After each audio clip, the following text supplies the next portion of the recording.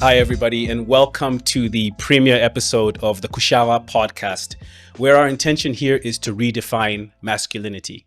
We're creating a space where we can look at how to navigate the complexities of masculinity, particularly for people and men of African descent. I am extremely excited to have my very first guest on this show and this particular track that we're doing.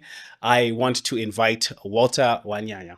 Walter, welcome to the show. Thank you for having me, brother. Thank No. I really appreciate it. I knew you were coming because I heard you. I had to make an entrance. we were doing stuff on the sound, and all of a sudden, and my sound guy looks outside the window. I said, "That's my guest. He has come. Yeah. He has arrived." No, thank you for having me. Yeah, no. Thank you for making the time. Yes, man. Tell me about your bike. What you got, brother? Riding a Harley road glide at the moment. Nice. Yeah, I needed to get here quick. We don't need to get into that story, but I needed to get here quick. So Nice, it's like, nice. okay, All right. it's better for me to ride here. Nice. I mean, I've seen a few of your stuff online. Tell me about maybe one of your most significant trips on the continent. Sure. We've had quite a few with the guys I ride with. I guess actually riding is very much part of what we want to discuss in it for me. Right. But one of the most significant one was this year, actually. The latest one that I did was with the guys I ride with. We rode from here to Joburg, Joburg to Botswana, Botswana to Windhoek, Namibia. Sure. Namibia, then we ended up at the coast. And then back again to Windhoek, Gabs, and Plumtree border, Bulawayo, back home. Jeez, man. So that was over, I think over about 7,000 kilometers. Yeah. Round trip.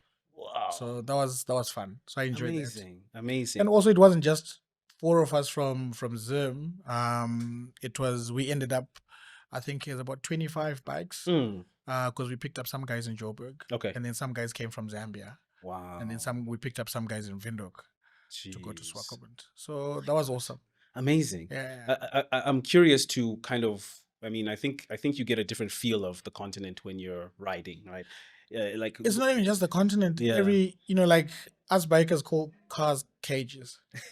But like with your vision, like when you are like this, I can see what's on my right and what's on my left, and there's nothing that really is blocking my vision. So when you are riding on a bike, you go to even Nyanga. Yes. And when you drive to Nyanga, it's totally different. Because how you see the landscape and everything changes. So your visual senses are a little bit more ignited, for lack of a better word. So it's for bikers. You have to ride for you to understand to get it. But the only other close, thing to do is maybe to cycle. Literally on a bicycle. Yes, exactly. On horseback. Right. Or even walk. Right, exactly. You can then you can see, because when you're in a car, it's quick and you're also closed off. Confined, yeah. So road trips are way better on a bike. I love that. And listen, I have a mountain bike, so I cycle. And so I'm sure you get a perspective is completely. So I get you, and it's almost like an analogy to life. Honestly, yes. You can either live it like this, take the journey like this, or you can then expose yourself. It might take longer, but you get. And then the journey is the goal, not necessarily the destination. Correct, 100%. So, and a lot of guys, I'm sure you enjoyed the ride. Yes. Not necessarily good. Okay, where are you going? Exactly, correct. Where I'm going is not the point. It's not the point. It's the journey. 100%. Yeah. So, I love it. Well, we're certainly going to touch into that a little bit more when we get into this conversation. But if I was to take who Walter is, you go online, you go on social media, you'll see contributor of the creative economy. You'll see a creative tech entrepreneur. You are responsible for a lot of major events, and events particularly that bring people together, which I think is a very powerful testimony for you. It says a lot about who you are. But tell me, from the Jacaranda to Joe Thomas to Carpe Diem to all of those things, when I see you, I see somebody who's consistent. In a society, particularly in Zimbabwe, where instability is common. Yeah. And people often look to who is consistent in a positive way. Yeah. And I see you as that. Yeah. Can you tell me about kind of your journey about becoming this figure that from my perspective is that consistent? Well, I think my story is a bit long. We may need a little bit more time, but I'll try and compact it. I think I've had a very, interesting life, because for the creative economy, I got my introduction into the creative space when I started going to Celebration Church when I was 15. Right. Okay. So that's when I got exposure into music. And then I played there for quite a long time in the band, and we did the touring thing, and we did the studios, and we did the live performances, and that kind of thing. So I fell in love with music and with production, live music production there, and also studio stuff. But I've always wanted, from there I wanted to just be a musician. And I just because I was playing guitar, Right. so I was like, that's what I want to do. I want to play guitar for the rest of my life. That's it. Yeah. But then life happened, and I think in late teens, I was now a young adult. I needed to get a job, and my mom was working as a maid. And so obviously she had a lot on her plate, and she couldn't continue to sustain this old grown man who wants to be a musician. Right. And now I'm old enough to work. I'm old enough to either be at varsity or whatever. Right. But varsity wasn't an option. Right. But music was what I was interested in. So anyways, I got a job offer from one of the guys that was at the church that I was going at, to get into IT. But it was a job for me so that I can just be able to afford, to be a musician. Right. Okay. Because I didn't want this job as my career. I just was like, okay, let me just get a job so that at least I can also contribute at home a little bit. Yeah. And when I need money for combi to go to church to play. Right. So it was a job for me to be able to afford to be a musician, since I wasn't getting paid as a musician yet. And I thought, what, eventually I'm going to make a career out of this music thing. I didn't know how. So I got the job, but I did well in that IT space. So I started off as a technician, working with Epson printers. Okay. Printers, cameras, copiers. Right. And that's why I got interested into all this equipment around me, because that's actually was my first job was actually working at Total. Another story. Wow. Okay. Wow. So, but this job was actually my third one. Yeah. But yeah, so I needed to have an income so that I can afford to be in the creative economy somehow. Okay.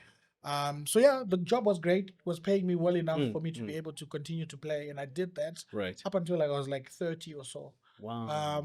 But then at the time, I now started working with Apple, and I got training as an Apple technician. As an Apple specialist, I got certified. There were 3 of us in the country. 2 then left the country. I became the only one left in the country. I think there's a couple now left. A couple that have gotten trained after me now. Right. But for quite a period, about a 10-year period, I was the only one that was certified in Zim at the time. So that was how I got into the IT side. But I was parallel to that, I was also doing the music. Right. And then I started working and managing artists. So I started managing, I managed Victor Kononga. Yes. I managed Brian Kay. Right. I'm summarizing everything now. Yeah. And then eventually I ended up managing Dr. Oliver Mtukudzi. And then working with artists like Huma Sekela and Yvonne Chaka Chaka and Mikasa and everything. Yes. Fast forward, I started producing live events. I was getting jobs to do live events outside of Zim. And I was doing a lot of that. And then I thought, you know what? I would love to do what I'm doing outside in Zim. And then by this time, remember, also, I like I said, I wanted to be a musician. Yes. But I hung up my guitar. Right. And I was like, okay, now I think I'm gonna get into the back end of the music business. So I now understood the creative economy a little bit better. Yes. And I could see other spaces where I could be active in the creative economy other than on stage. So then that's how I got into management. Wow. That's how I got into production, live music production. Yes. And what I'm doing now. Right. festivals and things like that. Yeah. Then effectively we started off Jacaranda Music Festival in 2018. Mm-hmm. But before that, we had been doing smaller shows. Yes. You know, in Yes. the Right. seminars, different smaller venues and things like that. So I was gaining me and my team the knowledge on how to present events Right. on a very small scale, 100 people, 200 people, Yes. 300 people, Yes. sometimes 1,000. And then effectively we started Jacaranda, a 1 day festival, 2 days, 3 days. Now it's 5 days, 2 days of workshops, 3 days of performances. Yeah. Again, fast forward to 2025, we also got Carpe Diem, Yes. which is a DJ series twice, 3 times a year. We have Flame Lily Rock Music Festival. We have Jabulani Jazz Festival. So, and also we do the concerts. So we just did Joe Thomas earlier on a couple of months ago. Yeah. We did UB40. We've done Boys to Men. Yeah, so it's been a journey. Wow. But like I said, it's a long story. We would need a Yeah, long of time course, to discuss. But I just Yeah. kind of I love chopped it up. Yeah. But I thoroughly love the creative economy. I love Zimbabwe. I love what we're doing here, and I love where we're going. Right. And I guess, you know, because of the nature of our discussion and what we're talking about and your initiative is men, you know, Right. men in general. And I guess we always have the discussions about women. Nothing Nothing wrong with it. Right. But then I think, you know, for me, when you reached out to me, I kind of, you know, I've got a very soft spot for men. Right. And men's issues. Right. So I'm Yeah. definitely I'm there with you. Yeah. I love it. I'm there with you. So yeah, it's been an interesting journey. Yeah. I know. When I hear you talking, it's almost as if if we were to go back to the original analogy of how you make your journey, you've been on your bike for a while. Yes. Right. because if you look at it from a perspective of growing up, we're often told, for example, this is the formula to be successful. All right. And some of us will stick to that formula because our parents or our fathers or our mothers told us this is the way to do it, because they drank the colonial Kool-Aid, whatever the reasons. We can get into that. But it seems like you were very intentional about diverting and choosing your own path. Yes. And it sort of, the way I'm seeing it is meanders. It goes here, it goes there, it goes back, you know, and that allows you to just have a variety of experiences, which culminate into who you are today. Is that? So yeah, it's been certain spaces or certain places where I was put in wasn't because of choice, but I had to make something out of it. Okay. And figure out how I belong in that space. So because of my history and my upbringing, a lot of what I was doing wasn't choice. But then I figured later, as I was, you know, getting older, that I want to be able to afford choice. Right. I don't want to work so that I can have lots of money to buy things. I wanted to have enough money to afford choice, because I had a history of not being able to afford choice. I like that. Where you just are taken into spaces or you have to do certain things because you're not choosing, but life is forcing you to be there and to do that. Right. And I was like, no, I don't want to live life like that. I want to live my life, or I want to structure my life, or I want to do things that are gonna enable me to say, when you call and say, hey Walter, come, let's sit down, let's talk. And then I choose 100%. To be here. Not because I have to. Yeah. Because I have to, you would have said, okay, Walter, come in, let's do the podcast. I'm gonna pay you 1,000. Yes. Then we're like, okay, I'm going to do it because there's money. Yes. So the choice is taken away because you're getting paid. Right. Or the choice is taken away because circumstances. Right. But I'm happy that I'm here because I chose to, and I'm doing what I'm doing because I'm choosing to do what I'm doing. Right. And I think for me that is the essence of why I do what I do. And I'm happy that I've also been able to choose my career path, choose what I want to do, choose who I want to bring in as an artist, and say, okay, the financial, implications or rewards of it are gonna be great, but do we want to do this? Right. Do we want to book this artist? Do we want to work with this artist? Do we want to? Right. Or do we have to? Yes. A completely different perspective. Thing. Yeah. That's interesting. Now, I'm thinking about it in the context of this conversation of Kushawa, Yeah. right? And what we're trying to do here is to create a space for men to navigate complexities of masculinity, right? Particularly men of African descent. And in your personal story, you talked about being a teenager playing a guitar, right? And your mother's at home and she's working. Yeah. Was there a certain inflection point or transition that you noticed that, okay, I am no longer a boy. I have to now put on this mantle of being a man. And what does that mean to you, first of all? And how does that kind of show up today in your life when you say, okay, I'm showing up as a man? I think for me, I was raised by a single mom. Right. So, and my mom only had two brothers. One passed away very early in my life. Right. And then the second one just passed away last week. So I really didn't have that strong male influence growing up. But my mom did an amazing job of almost playing both roles. Right. You know, in terms of speaking to the man in me. And she obviously had my little sister, and then I had my older sister, and my brother is late. But I also saw how she raised us as kids, you know, because she had obviously boys and she had girls, but how she addressed us boys and how she addressed the girls was totally different. You know, you asked earlier on what my totem was, and funny thing, you asked, my gogo, who's my mom's mom, used to always call me by my totem.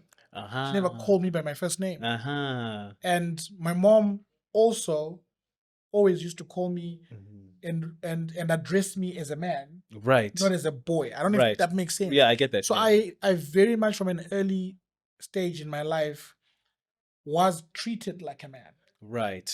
So I never, there wasn't a time where there would be a switch then to say, okay, now you're a man, because you are born a man. Yes. But you're a young man or you're a boy. So there really wasn't a time where the switch happened. Yeah. Because I was raised as a man. Wow. And I was addressed as a man. And I was asked to take responsibility as a man, right, even though I was a 10-year-old or 13-year-old. So there's certain things that was required of me by my mom as a man. Yeah. My guy, I'm going away, Kumusha. Right. There's a funeral. You're in charge. Yes. So whatever needs to happen here, you get are it now done. man of house. Get it done. Right. Even when she was there, you are the man of the house. The door locked. Small little things. So that taught me responsibility from a very young age. And I then obviously just had to weigh that, you know, manhood. Right. Jacket, if you call it Yes. that. Were there pressures with that when? Yeah, there are pressures with it, because then you have responsibilities now. But I think, you know, as I was growing up, I also got the gratitude that comes from those around you, because as a man, you do have the pressures to deliver certain things as a man. But then if there's no gratitude from those that you're doing it for, it becomes a little bit harder to continue doing. Right. So, you know, be it, you know, your dependents, be it kids, be it right your wife, be it your girlfriend, whatever. When there's gratitude shown, I think for us guys, that's what then keeps us going. Right. Because then we're like, okay, cool. You know, there's feedback. Yeah. And it's positive feedback. Right. And even if you don't hit the target as you should, you know, it's well done. You know, let's try again tomorrow. Or what kind of help do you need for us to be able to hit the target? So you do have that then covering, if you want to call it that. You do have the encouragement for you to continue to be a man, because you're not a man continuously. Right. We don't run on electricity. Even the electricity goes. But you tend to need that encouragement. Right. But I guess as a man, as an African man, I think back in the day we had a way in our culture that encouraged manhood. We had Matare. And Matare were a place like this. This is a Dare, just as two. True story. Just as two people. Could be four, it could be five, it could be whatever. We're sitting around a fire. And we discuss. So and so his boat went and hunted. There's a yama on the, you know, and there's a bit of a brew there going on. Yes. And the stories are not, there's no one topic. There's no two topics. We're just sitting as men.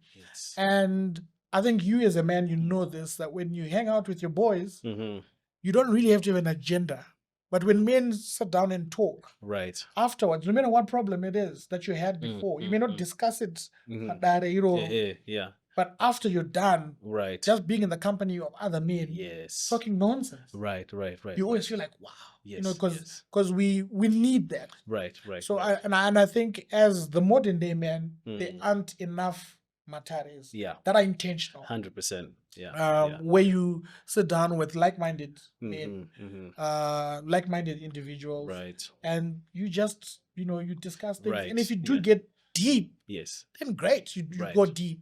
But I think the constant need to meet, and whether it's one person or two people, but I feel like the modern man still needs that, because it was there for a reason, because we do have a need for other men in our lives to encourage ourselves, to encourage each other and say, hey, you know what, I see what you're doing. The same way that you're describing what I'm like, okay, I'm listening to you talk. Like, okay, that's tough, man. It's nice. It's nice to hear. Right. And sometimes you don't notice your own progress, and it's good to hear another man say, "Hey, bro, I see what you're doing. Yeah, absolutely. Keep doing it." And that's all you need sometimes. It's almost like you when the more information you get, you start to appreciate collaboration as currency. That's one of my mottos for my company. It's like, but it's like, as soon as I hear that, my brain is already going, oh, but we can connect here. Even if the idea is completely far out there, I've just planted a seed to say it might not even be now, but later. And I think I'm in agreement with you with regards to the spaces, the intentional spaces that men used to have. Like in our culture, we used to have rites of passage, for example. Exactly. But if we go back to how masculinity is defined today, primarily the predominant definition is what I would call Euro-patriarchal. Right? So it's westernized, it's very patriotic. Right? Patriotic in a Western sense. Keeping in mind that, in our indigenous cultures, even within Zimbabwe, some say that our culture was even matriarchal. Right? If you look at even the queendoms across the continent, there was a thread of feminine power that has been swept away. Right? And I think and that I think was part of the colonial agenda in deconstructing our systems, right? And so a part of this intention is to bring those stories and those African value systems back, because how African men in particular are dealing with this definition, which is so limited, is that in order to deal with the pressure, they now consort to destructive behaviors, right?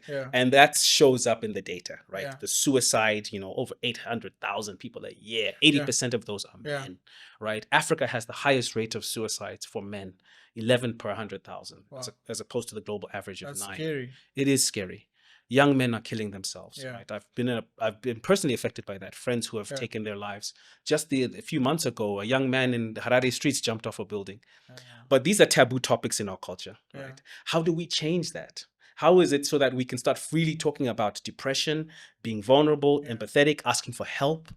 Yes, being more than a provider, right? There's the aspect of you can also be a nurturer and still be a man. It's not an either or.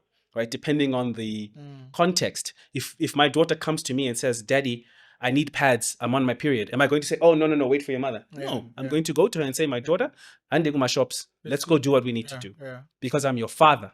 I'm the big one, you're the small one." Right? So I have a responsibility to cover you in these particular circumstances. That requires vulnerability. That requires me going into my nurturing side, which I've noticed a lot of men shy away from, because it doesn't conform to this strict definition that we're a part of. So I'd love to know your thoughts about that. Hi, good people. Thank you so much for taking time out to engage in this very important and necessary conversation regarding redefining masculinity, particularly of men of African descent. Now, to take it a little bit further, I want to offer you a 5-week personal growth program where you will have me as your personal growth mentor. We will go through the proven process of the ACI process, which stands for acknowledge, confront, and integrate the things in your life that have been hindering you from your full potential. Now, keep in mind that this is a limited number of people available. I'm only taking 12 clients in the next 6 months. That is because we actually do a deep dive into your life, and it is not for the faint-hearted. There is some bravery that is required for this one. Sign-ups will be taking place in November through to December for us to start early in the new year in 2026. The cost of this program, $380 with a payment plan certainly available. For those who want to sign up for this, please click on the Calendly link below to have a free 15-minute discovery call, and we can see if this program is meant for you. For those of you who want free resources, we have our Kushawa WhatsApp group. The link is also below. Please note that this group is for men only. We do meet on a regular basis online on the WhatsApp, but we also do meet on a regular basis physically with meetings and workshops. If you're in Harare, these resources are available to you. Also, we'll be expanding to have physical workspaces and sessions within the Johannesburg area in the near future. Please don't forget to follow us on social media. You can catch us on Ubuntu Lab Africa. Our website is www.ubuntulab.africa, and you can email tabani@ubuntulab.africa for any other information. Thanks, and enjoy the rest of the podcast.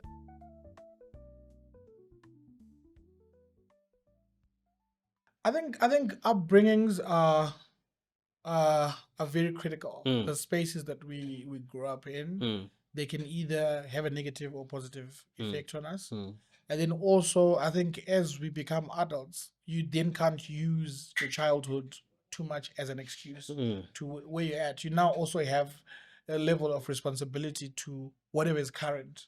And yes, your history does have a huge impact of who you are now, but then you also have a responsibility to kind of steer the ship or yourself into a space where you know, okay, this is the right way of thinking, this is what I should be doing, and this is where I should be going. And I think we start by just the company you keep. Right. The minute you are aware that the company you keep is very, much a huge factor in how you turn out to be as a person, right, then you need to then actively make sure that the people that you hang around with, whether they're male or female, right, are people that are going to encourage you to be a better person. Right. People that also want to see you do better than them, and that kind of thing. So I think the responsibility starts with you as an individual, because we sometimes then obviously always shift the blame on the external. Yeah. I grew up like this. Yes. My teacher was the bad teacher, and then my father was a bad father. No. Great. But when you realize, okay, both that happened to you, what do you need to do now to yourself? Because there was other people that were doing things to you. Right. What do you need to do to yourself so that you then have the positive outcome? So if you need to still walk away from the damage that was done by other people, then walk the path of healing, and while you're also walking the path of new discovery. I love that. So the new discovery then is now where other people around you. So sometimes people think, okay, I need to have a million people around me so that I feel worthy, so that I have people telling me Ndagaipa. But I think when you narrow it down to a smaller group of people, you can do more. Yes. And you just need to choose the right people. And I can't stress it enough. I have this saying in Shona, kuti Usatambe nemadofo. If the 9 guys that you hang out with are madofo, you are the 10th one. You know what I mean? There's no way that you're gonna hang out with 9 madofo and you not be one. Smart. You know what I mean? So pick and choose. You can't run away from yourself. Yeah, great true story. But then if you are the one dofo, let the 9 people be the ones that the ones that help you to become something better. So I love it's really, I think the key is what you surround yourself, who you surround yourself, what you take in. That's good. And ask for help. Read books. Right. Listen to podcasts. Yes. We listen to music. Spotify has got music, but Spotify has got podcasts. That a lot of people are not listening to things that enable us to be better people. So it takes the same amount of effort to win as an individual, and also the same amount of effort to lose as an individual in life. So whatever it is you're doing, you're inputting. You're working towards something. I love that. Yeah. You're working towards something. So just make a concerted effort to make sure that what you're doing is going to be either getting you out of a space that you're saying, okay, maybe there's certain things that happened that wasn't your fault. Yes. So get yourself out of it. But at the same time, also now start carving a new way and say, right, there you go. What do I need to do? What kind of affirmations do I need to consume? The kind of things that people are talking to me about. And also as men, what is also key is having people that are not scared to tell you when you're messing up. Oh, And who's out, no, my guy. it's not the way. That's not the way. We're not hearing it. Right, I'm not right, hearing your right, excuse. right. But that behavior last night It doesn't fly. doesn't fly. Yeah. Or yeah. when you said you're gonna do this, do it, my guy. Straight up. You know, when even if it means I'm gonna punch you in the face. Yeah. Then punch me. Yeah, You're keeping your promise. Yeah. that accountability is key. It's key. But a lot of us shy away from that, right? And And sweep it under the rug. Yeah. Tell them right. The hard truth. The hard truths. And you also need people. Remember, if the circle, because the circle I have is good for me. Right. When I say, hey, bro, that wasn't it. It's not out of jealousy. Right. Beating you down. It's out of love. It's out of love. Yeah. And sometimes it has to be hard. And you have to 100%. Be told it as it is. Yeah. No, my guy. Oof. No, that's not going to work. Let's do it like this. 100%. And you also are the same person to the other individual. Yes. So we always have to have people that are not scared to speak into our lives. Yes. And to tell us when to relax and to tell us to get our acts together. Yes. And if you are rising through the ranks of life to the point, Yekuti, you only have people that are telling you, Walter, you're the best thing ever. Man. Yes. Then, you're in trouble. You're in trouble. You need to have other people in your life that they don't care who you are. Right. They don't care, Guti, you're the CEO of this and you've done this and you've done that. But they care about who you are as an individual. Yeah. Because I'm not Jacaranda Music Festival. That's something I created. Right. But then there are some people that don't see past that. Of course. Great, that's fine. Yeah. But I'm also an individual. Yes. And I need people in my life that know me as Walter. Right. And who will speak to me as Walter and tell me when I've done wrong or when I've behaved in a certain way.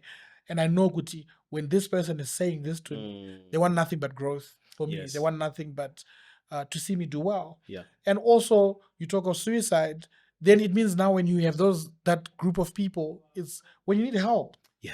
Because men don't talk. Yeah. We'll go through stuff, tega. You know what I mean? Because sometimes maybe you have spoken before and people laughed at you. It's like, you're stressed about, bro. Yeah, exactly. There's bigger things in life. Yeah. But it's big real. To me. It's real to you. To me, it's real.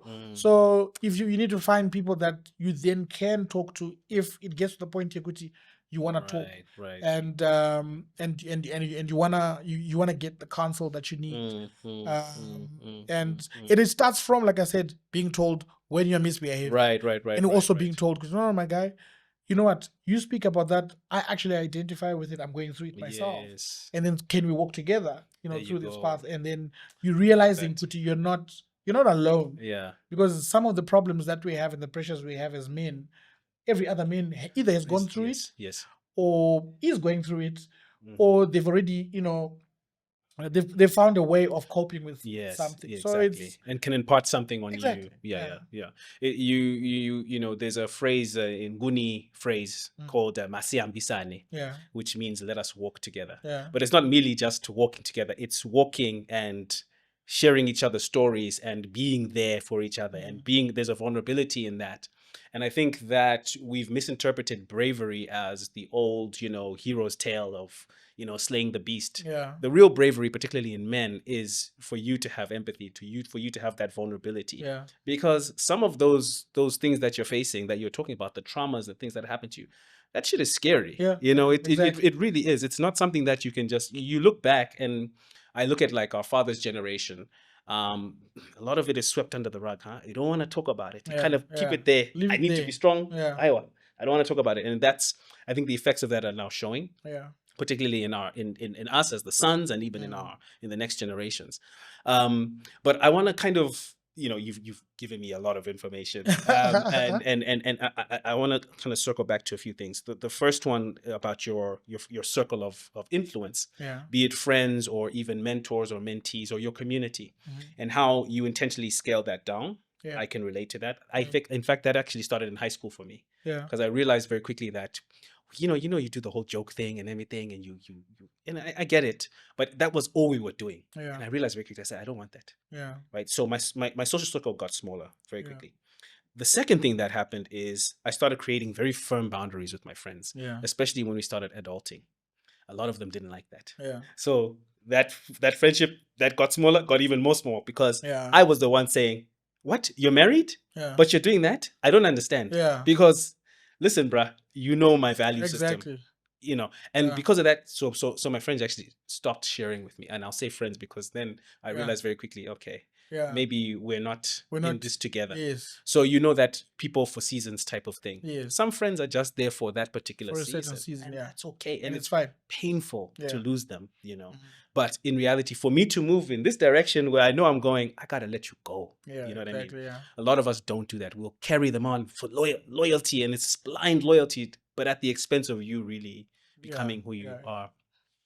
And then I'd say the last thing is, you know, having a sense of self that goes beyond you. So when you know who you are, in reality, that's not about you. It's about other people. Yeah, right? exactly. So a lot of people think that mentorship needs to start when you're older. Yeah. I don't agree. When you're in a space where you know who you are and you've kind of figured out your path or you've walked certain experiences, Yeah. I encourage people to share. Go back and share to the 13-year-old boy, to the 20-year-old boy, to the 30-year-old man who's still figuring themselves out. And that's how you contribute and create that feedback loop. Yeah. So we're going to be finishing off here soon, Walter. And I want to ask you a final question or a thought. And this stems from, I guess, what if I was to ask the question, what do you think our culture can do, right? And let's speak specifically in Zimbabwean culture, understanding that culture blends beyond man-made borders and all of that. What is it that our culture can do to help the young men in particular for today to become better men or more present men? I think our culture has always been there to cultivate, you know, a lot of the, you know, or to help us avoid a lot of the problems that we're seeing in modern day Zimbabwe. Because the fact that we have abandoned a lot of our cultural practices, we are now seeing the problems that we have in, you know, in just general life. Because, you know, you're a mofu, my brother is a mofu, instantly that's my brother. Yes. Right? Yes. And then that's culture. Yes, exactly. And a lot of us, once okay, what's your totem? No, I don't believe in that. I'm like, what do you mean you don't believe in that? There's a reason why we had totems. It was because we now need to identify each other. Yes. Who's who in the zoo, right? Yes. So now when we say, okay, these are the mofus, these are the samanyangas, these are the whatevers, automatically in our culture, that literally is your brother. Yes. And your kids would now know, no, this is uncle so-and-so. A relation in blood. Right. But there's a relation in the totem. And the totems is what then brought us together. I'm just giving you one example of culture. Yeah, get you. And that's one aspect about our culture that I think a lot of people drop because they are told that it is somehow worshipping animals and whatever nonsense someone is going to tell you.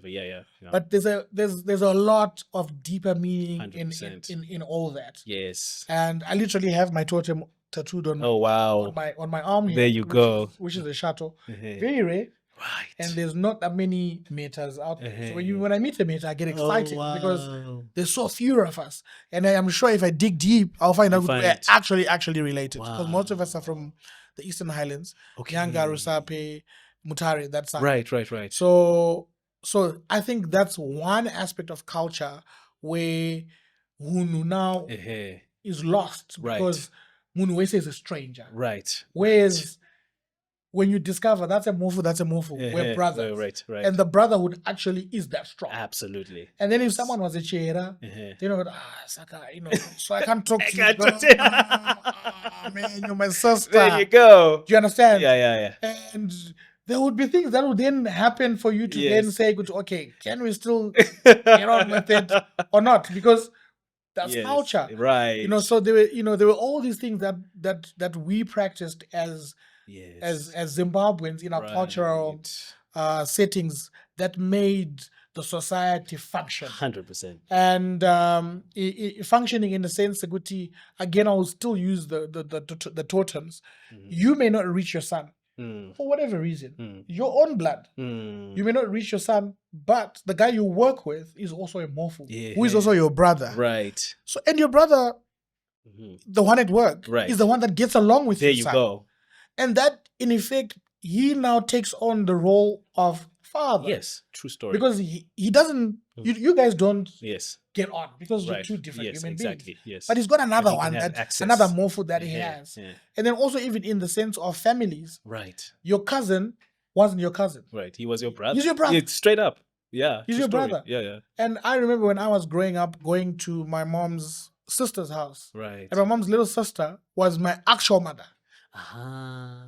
She was my favorite mother. You understand? Yes, yes. That's it. And I knew if I go there and I cry, she's gonna also fight for me. In to my biological mother. Yes. And that kind of thing. So life was very much had very good and valuable things, respect and all these things that you are now taught, and that is supposedly Western things. Yes. They are all there in They're our already culture. We've there. already been practicing everything. 100%. Counseling, chayo, Yes. and mentorship.